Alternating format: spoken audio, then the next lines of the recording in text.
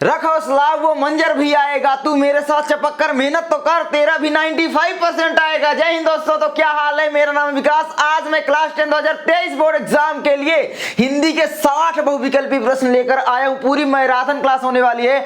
हमने इसको बहुत ही मेहनत से तैयार किया है। बस थोड़ी सी मेहनत आप कर सकते हो, लाइक कर सकते हो, चैनल पर सब्सक्राइब कर सकते हो और शेयर कर सकते हो वीडियो को। तो चलो वीडियो को शुरू करते हैं। बहुत ही मस्त वीडियो है, पूरी जरूर देखना, मजा आ जाएगा। तो चलो देखते हैं। यहाँ पर तो आप लोग देख सकते हो, यहाँ पर दोस्तों हिंदी 60 बहुविकल्पी मैराथन 2023 की क्लास है, तो पूरी अटेंड जरूर करना।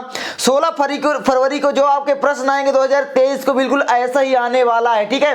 तो सबसे पहला यहाँ पर क्वेश्चन क्या कहता है, ध्रुव स्वामिनी नाटक के लेखक है। तो ध्रुव स्वामिनी नाटक के लेखक कौन है, यहाँ पर जल्दी से आप लोग मुझे बताओ। पहला विकल्प है यहाँ पर हरिकृष्ण प्रेमी, खा नंबर विकल्प है जयशंकर प्रसाद, ग नंबर विकल्प है विष्णु प्रभाकर और घ नंबर विकल्प है मोहन राकेश। तो यहाँ पर बताओ जल्दी से, ध्रुव स्वामिनी के लिए जो नाटककार हैं वो कौन हैं, तो वो आप लोग याद रखना जयशंकर प्रसाद जी हैं, ठीक है। ध्रुव स्वामिनी, चंद्रगुप्त, स्कंदगुप्त, अजातशत्रु, ध्रुव स्वामिनी, इनके प्रमुख नाटक आपने पढ़े होंगे। उसके बाद आगे बढ़े, दूसरा है हिंदी गद्य की प्रमुख विधा निबंध के लेखक हैं। तो हिंदी गद्य विधा के जो प्रमुख लेखक हैं वो कौन है, जल्दी से बताओ। मोहन राकेश, यशपाल, प्रेमचंद या रामवृक्ष बेनीपुरी। तो यहाँ पर आप लोग याद रखना रामवृक्ष बेनीपुरी, ठीक है। तो यही है। और जो प्रसिद्ध उपन्यासकार हैं वो है मुंशी प्रेमचंद्र। तो ये भी आप लोग याद कर लेना, इनके प्रसिद्ध उपन्यास गोदान, गबन, सेवा सदन, निर्मला। तो ये नहीं होगा, ठीक है। उसके बाद आगे बढ़े, आगे आपका आता है तीसरा, छायावादोत्तर युग के प्रमुख कवि का नाम है। तो छायावादोत्तर युग के जो प्रमुख कवि हैं वो जल्दी से आप लोग मुझे कमेंट करो। तो रामधारी सिंह दिनकर हैं या फिर नागेंद्र जी हैं या फिर रामचंद्र शुक्ल जी हैं या अध्यापक पूर्ण सिंह हैं। यहाँ पर याद रख लेना नागेंद्र सिंह, ठीक है बच्चों। तो आई होप आप लोग समझ रहे होंगे। उसके बाद आगे बढ़े, आगे आप लोगों का आता है यहाँ पर सूरज का सातवां घोड़ा हिंदी साहित्य की कौन सी विधा है। तो यहाँ पर जल्दी से बताओ, निबंध है या फिर उपन्यास या डायरी या कविता, कमेंट करो जल्दी से, मैं देखूंगा। चलो मैं बता देता हूँ, सूरज का सातवां घोड़ा के जो लेखक हैं वो जल्दी से मुझे बताओ। तो यहाँ पर याद कर लेना धर्मवीर भारती जी हैं, लेकिन ये कौन सा विकल्प सही हो जाएगा, तो यहाँ पर याद रखना उपन्यास, ठीक है। तो ये आई होप आप लोग समझ रहे होंगे। उसके बाद आगे बढ़े, आगे आपका आता है भगवत शरण उपाध्याय द्वारा रचित निबंध कौन सा है। तो यहाँ पर है पहला विकल्प ठूठा आम, ठेले के पर हिमालय या दृष्टिकोण या फिर नदी के दीप। तो जल्दी से बताओ भगवत शरण उपाध्याय जी का जो उपन्यास है वो कौन सा है। तो मैं बताऊं, यहाँ पर याद रखने, सॉरी निबंध है ना, तो वो है ठूठा आम, ठीक है। तो याद कर लेना। चलो आगे बढ़े बच्चों, आई होप आप लोग समझ रहे होंगे। उसके बाद आगे है महादेवी वर्मा द्वारा रचित निबंध है। तो महादेवी वर्मा का जो निबंध है जल्दी से मुझे बताओ यहाँ पर। तो क नंबर विकल्प है रेती के फूल, खा है क्षणदा और गा है हंस और गा है कादम्बिनी। तो महादेवी वर्मा का जो निबंध है वो है क्षणदा। तो ये आप लोग याद कर लेना, बहुत ही इंपॉर्टेंट क्वेश्चन है। उसके बाद आगे बढ़ते हैं, आगे आपका आता है साकेत महाकाव्य की रचना किसने की थी। पहला जयशंकर प्रसाद, ख नंबर विकल्प है मैथिली शरण गुप्त और ग नंबर विकल्प है हरियौध और घ नंबर विकल्प है नागा अर्जुन। तो जल्दी से बताओ। तो यहाँ पर जो साकेत है इसकी रचना जो की थी वो की थी मैथिली शरण गुप्त जी ने, ठीक है। तो ये आप लोग याद कर लेना। और जयशंकर प्रसाद जी का भी एक महाकाव्य है, जल्दी से उसको कॉमेंट करो कौन सा है, जल्दी से बताओ, ठीक है। चलो आगे बढ़े बच्चों। सर दर्द करने लगता है, सच में आधा आधा एक घंटे एक टाइम में पूरा बोलना पड़ता है। तो आप थोड़ा सा लाइक कर सकते हो, मोटिवेशन बढ़ा सकते हो, चैनल पर नए सब्सक्राइब कर सकते हो, शेयर कर सकते हो, अपने दोस्तों के पास भेज दो ये वीडियो को। आगे आपका आता है यहाँ पर देख सकते हो 8वां, तीसरा सप्तक कब से प्रकाशित हुआ। तो तीसरा सप्तक मतलब किस वर्ष से प्रकाशित होना स्टार्ट हुआ था। तो जल्दी से बताओ यहाँ पर 1959 से या फिर 1951, 1943 या फिर 1979। तो याद कर लेना बच्चों, बहुत इंपॉर्टेंट क्वेश्चन है 1959 से, ठीक है। तो ये आप याद कर लेना। उसके बाद आगे आए, 9वां क्वेश्चन है निम्न में से मुक्तक काव्य के कवि हैं। तो का है कबीरदास, भारतेंदु हरिश्चंद्र या फिर जगनिक या फिर बिहारी। तो जल्दी से बताओ यहाँ पर कौन है। तो मैं आपको बता देता हूँ, वो है बिहारी जी, ठीक है। तो ये आप लोग याद कर लेना। आपके पाठ्य पुस्तक में जितने भी कवि हैं, लेखक हैं, ठीक है, उनकी आप लोग रचनाएं जरूर तैयार कर लो और विधा भी, ठीक है। उसके बाद आते हैं 10वां क्वेश्चन, कहता है यामा के रचयिता का नाम लिखिए। तो यहाँ पर सुभद्रा कुमारी चौहान है या फिर मीराबाई है या महादेवी वर्मा या फिर अशोक वाजपेयी। तो जल्दी से बताओ यहाँ पर यामा के जो रचयिता रचयिता है वो कौन है, तो वो हैं महादेवी वर्मा जी। ठीक है, तो ये आप लोग याद कर लेना, या लेखिका भी बोल सकता है।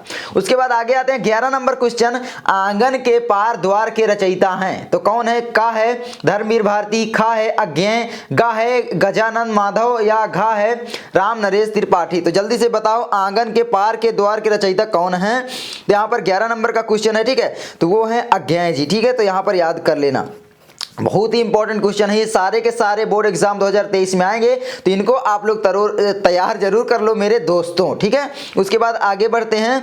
12 है द्विवेदी युग की काला अवधि है, तो द्विवेदी युग की काला अवधि क्या है। का नंबर विकल्प है 1850 ईस्वी से 1900 ईस्वी तक, खा है 1900 से 1918 ईस्वी तक, या गा है 1971 से आज तक, या फिर 1918 से 1936 ईस्वी तक। तो जो द्विवेदी युग की काला अवधि है, ठीक है, तो वो है आपकी 1900 ईस्वी से 1918 ईस्वी तक। तो ये आप याद कर लेना, कालावधि समय काल जरूर याद कर लो सारे। ठीक है, चाहे वो द्विवेदी युग हो, चाहे वो शुक्ल युग हो, ये सारे का। ठीक है, रीतिकाल, ये सारे का। उसके बाद आगे बढ़े 13 है त्याग पत्र के लेखक का नाम है, तो त्याग पत्र के लेखक का नाम क्या है। जयशंकर प्रसाद, या अमृतलाल, जैनेन्द्र कुमार, या मुंशी प्रेमचंद। ठीक है, तो त्याग पत्र के जो लेखक हैं वो हैं आपके जैनेन्द्र कुमार। तो ये आप याद कर लेना, बहुत ही इंपॉर्टेंट रचना है ये। उसके बाद आगे बढ़े 14 नंबर है, उसने कहा था किस विधा की रचना है। ठीक है, तो उसने कहा था किस विधा की रचना है, जल्दी से बताओ। का है उपन्यास, खा है आलोचना, गा है कहानी, या फिर गा है यात्रा वृत्त। ठीक है,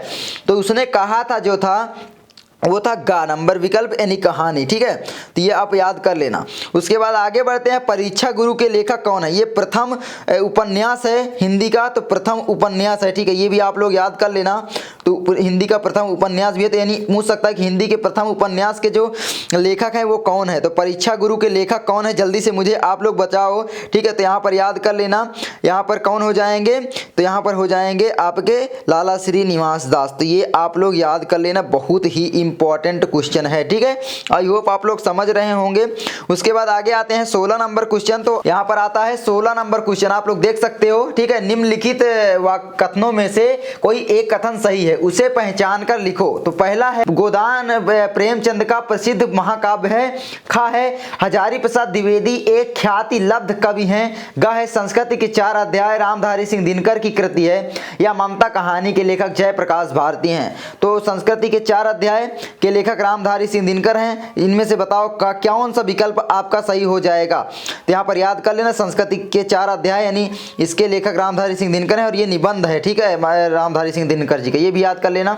उसके बाद 17 नंबर क्वेश्चन कहता है इंद्रजाल जयशंकर प्रसाद का प्रसिद्ध उपन्यास, याद कर लेना उपन्यास। इंद्रजाल जयशंकर प्रसाद जी की रचना तो है, लेकिन ये उपन्यास नहीं है, ये क्या है, कहानी। ठीक है, प्रतिध्वनि, छाया, इंद्रजाल, आकाशदीप आपने पढ़ा होगा, इनकी कहानियां हैं।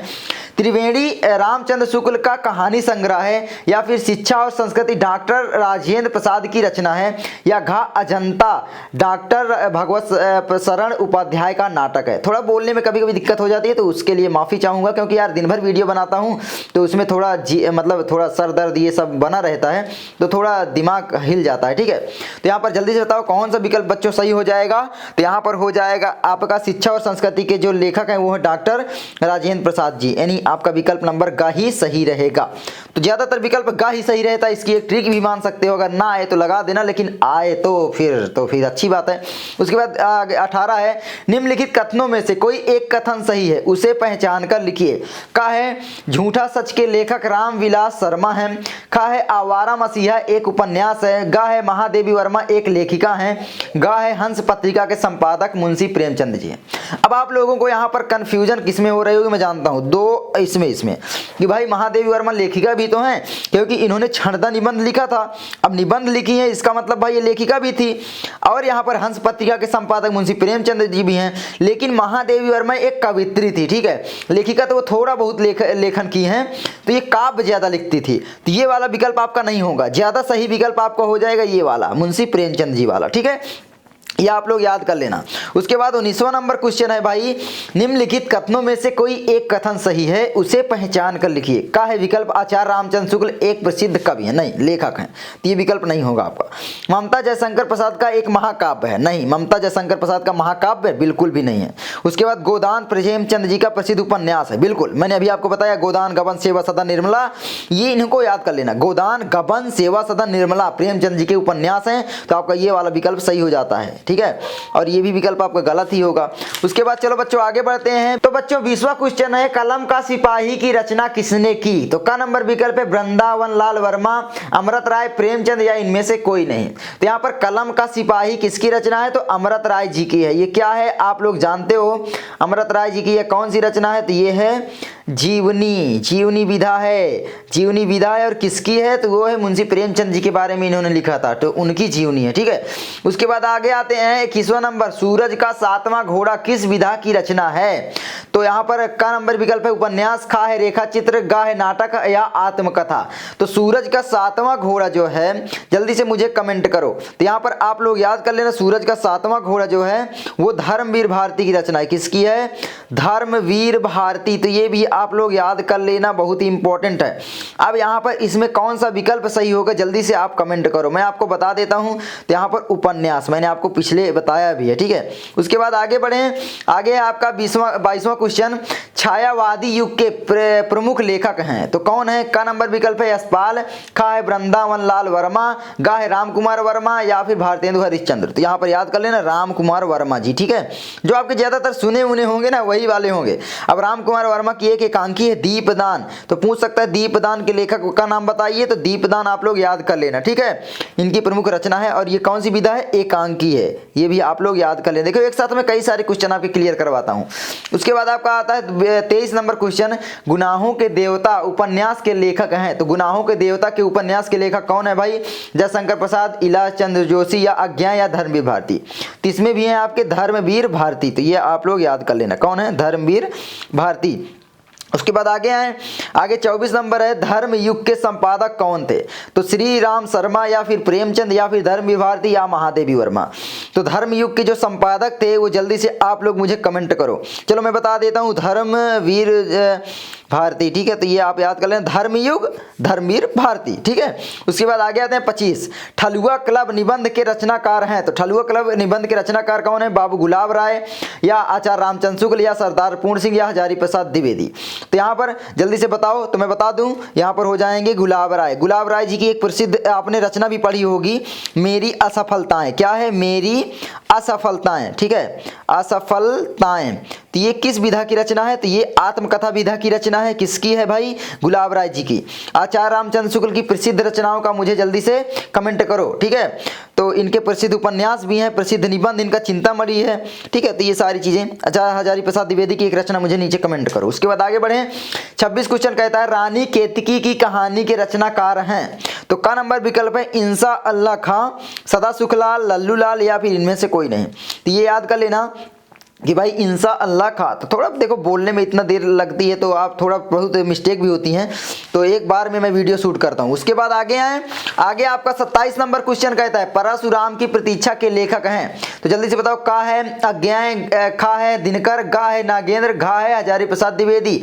तो जो है 27 नंबर क्वेश्चन, परशुराम की प्रतीक्षा के जो लेखक हैं, जल्दी से मुझे कमेंट करना, ठीक है। चलो मैं बता दूं आपको, क्या, चलो मैं बता दे रहा हूं, ठीक है। तो वो है आपका यहाँ पर रामधारी सिंह दिनकर, परशुराम की प्रतीक्षा आपने पढ़ा होगा, रामधारी सिंह दिनकर है ना, इनका क्या है? निबंध है। उसके बाद आगे बढ़े, आगे 28वां, वीर गाथा काल के कवि हैं, तो वीर गाथा काल के कवि कौन है भाई? भूषण या फिर केशवदास या चंद्रदाई या फिर घनानंद। तो जल्दी से बताओ, 28 नंबर क्वेश्चन का कमेंट किया करो, ठीक है।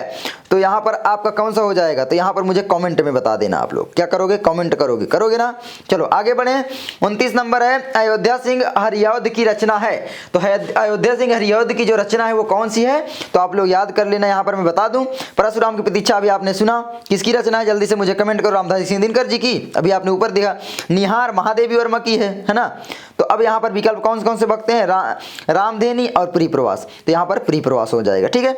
आगे बढ़े, आगे आपका आता है 30 नंबर, हिंदी का प्रथम महाकाव्य माना जाता है, पृथ्वीराज रासो को या रामचरितमानस को या रामचंद्रिका को या पद्मावत को। तो याद करना, हिंदी का प्रथम महाकाव्य जो माना जाता है वो माना जाता है पृथ्वीराज रासो को। ठीक है, तो ये आप लोग याद कर लेना, बहुत ही इंपॉर्टेंट है।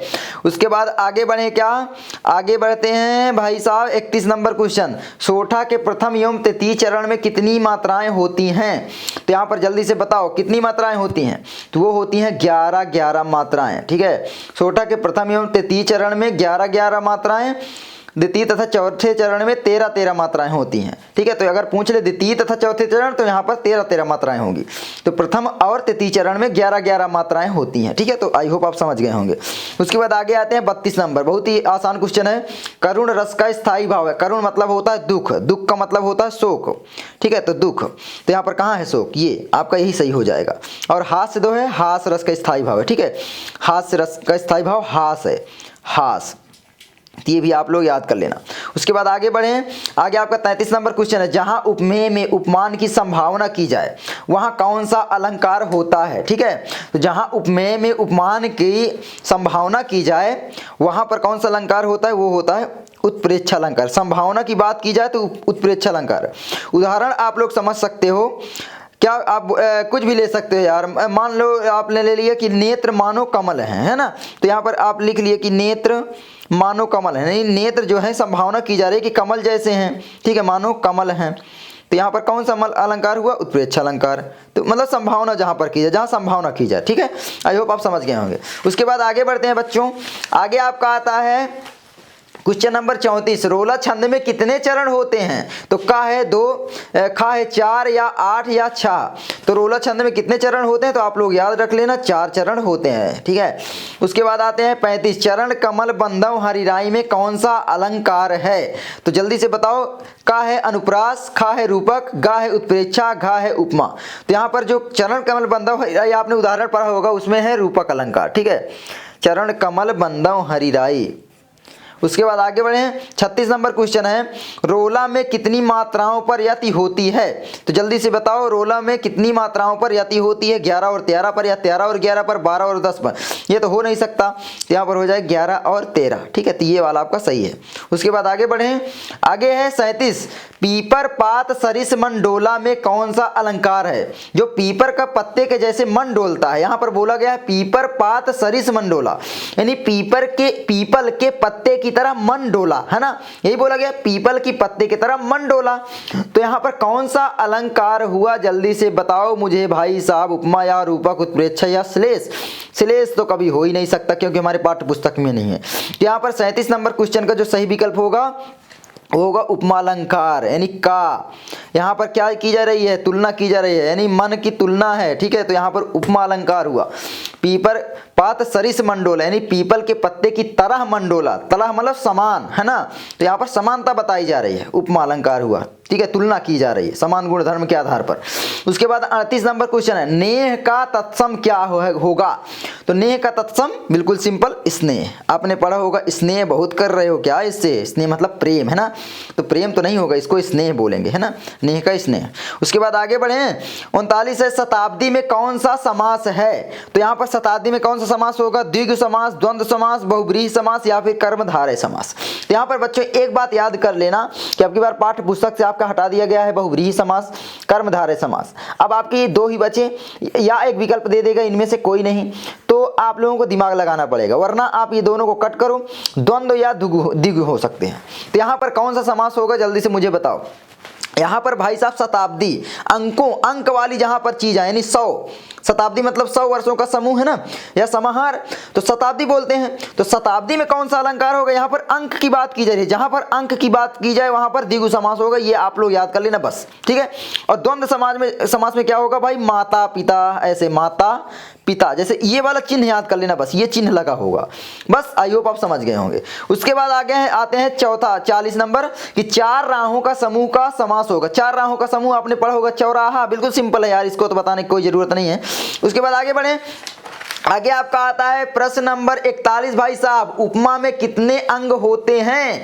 तो आपने पढ़ा होगा उपमा में 4 अंग होते हैं या 5 अंग या 8 अंग या इनमें से कोई नहीं। तो मैंने इसकी परिभाषा की वीडियो बनाई थी, इसमें मैंने बहुत ही अच्छे से समझाया था, तो आप सर्च कर सकते हो। ठीक है, अलंकार भाई लर्न मंत्रा विकास यादव, तो आपको आ जाएगा। अब यहाँ पर कितने भाई होते हैं इसमें अंग? तो वो होते हैं 4 अंग। कौन कौन से जल्दी से कमेंट कर दो। चलो मैं आपको बता दूं क्या, यहाँ पर देखो सबसे पहले तो एक उपमेय होता है, एक उपमान होता है, एक वाचक शब्द होता है और एक जो समान गुणधर्म को बताता है समान गुणधर्म होता है। बस वही 4 अंग हो गए। उसके बाद आते हैं 42 नंबर, रात का तत्सम होगा। तो रात का जो तत्सम होता है बिल्कुल सिंपल, रात्रि, निशा या दिन, या इनमें से कोई नहीं। रात बोला गया, रात मतलब रात्रि, और ये देखो निशा भी होता है, मतलब ये तो पर्यायवाची हुआ रात्रि का, तो ये आप अलग अलग होते हैं। ठीक है, तो रात्रि होगा यहाँ पर, ये मत कर देना कि भाई इसमें लगा दो चिन्ह। उसके बाद आते हैं 43, बादल का पर्यायवाची होगा। बादल का पर्यायवाची कहाँ होगा? वारिद, नीरज, पंकज, अंबुज। तो यहाँ पर जल्दी से मुझे बताओ बादल का जो पर्यायवाची है वो क्या होगा? तो वो होगा वारिद, वारिद। ठीक है, अब यहाँ पर ये नीरज, पंकज, अंबुज ये किसके हैं? ये सारे के सारे पर्यायवाची कमल के हैं। किसके हैं? कमल के। ठीक है, तो जल्दी से मुझे बताओ कमल के कितने पर्यायवाची होते हैं? कमल, नीरज, अंबुज, ठीक है, पंकज, जलज, सरोज। जलज, पंकज, सरोज आपने बहुत ही पिछली कक्षा में पढ़ा है। उसके बाद आगे 44 कहता है त्रिफला का समास विग्रह है। तो त्रिफला का जो समास विग्रह है वो कौन सा हो जाएगा? 3 फलों का समूह या फिर 2 फलों का समूह, अमृत का समूह या फिर इनमें से कोई नहीं। यह तो हो ही नहीं सकता, 2 हो ही नहीं सकता, 3 यहाँ पर है, 3 फलों का समूह या समाहार, यही होगा भाई साहब। आगे बढ़े, 45 नंबर है, फलेषु किस विभक्ति व वचन का रूप है? तो यहाँ पर पंचमी विभक्ति एक वचन, सप्तमी विभक्ति बहुवचन या षष्ठी विभक्ति बहुवचन, सप्तमी विभक्ति एक वचन। जल्दी से बताओ यहाँ पर फलेषु किस विभक्ति व वचन है? ठीक है, किस विभक्ति का है और वचन कौन सा है? ठीक है, तो यहाँ पर क्या हो जाएगा जल्दी से बताओ। मुझे इतनी संस्कृत तो वैसे आती नहीं है, ठीक है, तो वैसे मैं विकल्प आपको बता सकता हूँ कि वो हो जाएगा खा। मैंने आज तक सही में नहीं तैयार की, मैं ईमानदारी से जो होता है वो बता देता हूँ आपसे। उसके बाद आते हैं 46, उपवन का पर्यायवाची है। तो का है बगीचा, खा है अरण्य, गा है कानन और गा है विटप। तो जल्दी से बताओ यहाँ पर उपवन, उपवन मतलब बाग बगीचा है ना, तो यही होगा उपवन। और ये अरण्य किसका है जल्दी से बताओ मुझे। ठीक है, अरण्य किसका है जल्दी से बताओ। अरण्य यहाँ पर है भाई साहब जंगल का। जंगल यानी किसका? जंगल मतलब कानन, वन, अरण्य, जंगल, विपिन, ये सारे होते हैं किसके? जंगल के। ठीक है, तो ये हो जाएगा आपका, तो ये जंगल का पर्यायवाची है, तो ये भी आप याद कर लेना। कानन ये भी जंगल का ही है। ठीक है, तो ये आप समझ गए होंगे। उसके बाद आगे आते हैं आगे 47, इत्यादि में कौन सी संधि है? इत्यादि में कौन सी संधि है? तो यहाँ पर इत्यादि में हो गया इति पहले है, फिर प्लस आदि। ठीक है, आदि लगाकर यहाँ पर बात की गई है, यानी ई, यहाँ पर इति यानी या और आ है ना, या इतना है, तो यहाँ पर हो जाएगी यण संधि। आपको यण ही पढ़ना ही है, आपके पाठ्य पुस्तक में है तो यण ही होगी भाई, हर जगह यण ही होगी। ठीक है, तो ये ट्रिक है, आप यण में टिक लगा के आ जाना बस। ठीक है, क्योंकि आपको ये सारी संधियाँ और पढ़नी नहीं है, यण ही पढ़नी है और वो बहुविकल्पी में आना है, तो यही तो आएगी और कोई आएगा ही नहीं। हाँ, ये बोल सकता है इनमें से कोई नहीं, तब दिक्कत हो जाएगी। ठीक है, अगर उस तरीके से थोड़ा ध्यान देना। फिर उसके बाद आते हैं 48 है, नदीसु किस विभक्ति एवं वचन का रूप है? जल्दी से बताओ यहाँ पर नदीसु किस विभक्ति एवं वचन का रूप है? ठीक है, तो यहाँ पर हो जाएगा आपका सप्तमी विभक्ति बहुवचन का, यानी का, याद कर लेना। आगे बढ़ें, आगे बच्चों आपका आता है अति आचारा। यहाँ पर देखो 49 है, अति आचारा में संधि होगी, कौन सी होगी? का है अत्याचारा, खा है अतिचारा, गा है अत्याचारा, अत्याचार। ठीक है, उसके बाद इनमें से कोई नहीं।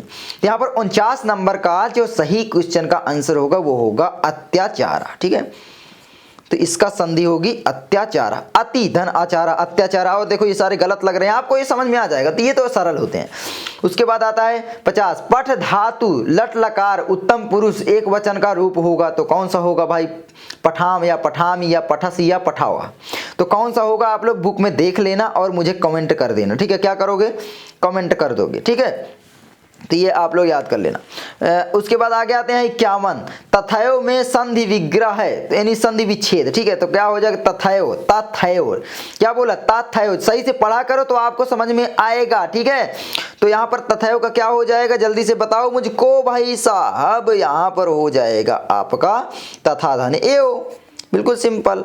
उसके बाद आगे आए 52 नंबर है, हसतु शब्द हस धातु के किस लकार का रूप है, जल्दी से बताओ। तो यहाँ पर हो जाएगा आपका लोट लकार का, ठीक है, तो याद कर लेना।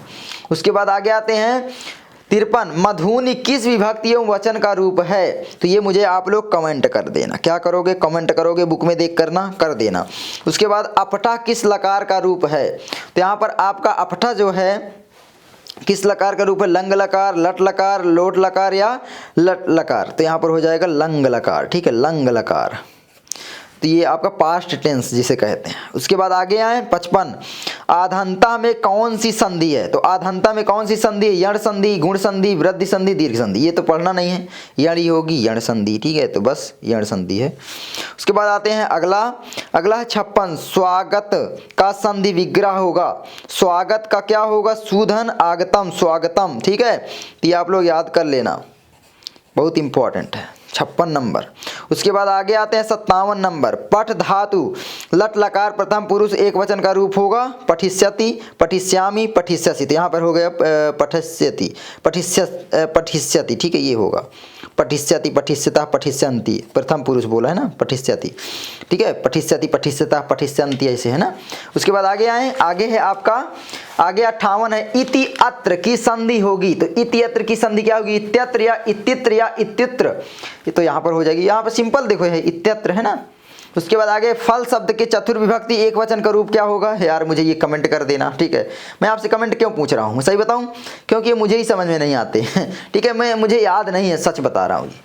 उसके बाद आते हैं 60, प्रत्येक में कौन सी संधि है, प्रत्येक में कौन सी संधि है, प्रत्यधन एक, प्रत्येक है ना, प्रतिधन एक, प्रत्येक। तो यहाँ पर कौन सी संधि होगी, यण संधि या फिर गुण संधि या वृद्धि संधि या दीर्घ संधि, जल्दी से कमेंट करो। यहाँ पर आपका लास्ट क्वेश्चन आता है, तो यहाँ पर आपका हो जाएगा यण संधि, क्योंकि यण ही आपको पढ़नी है।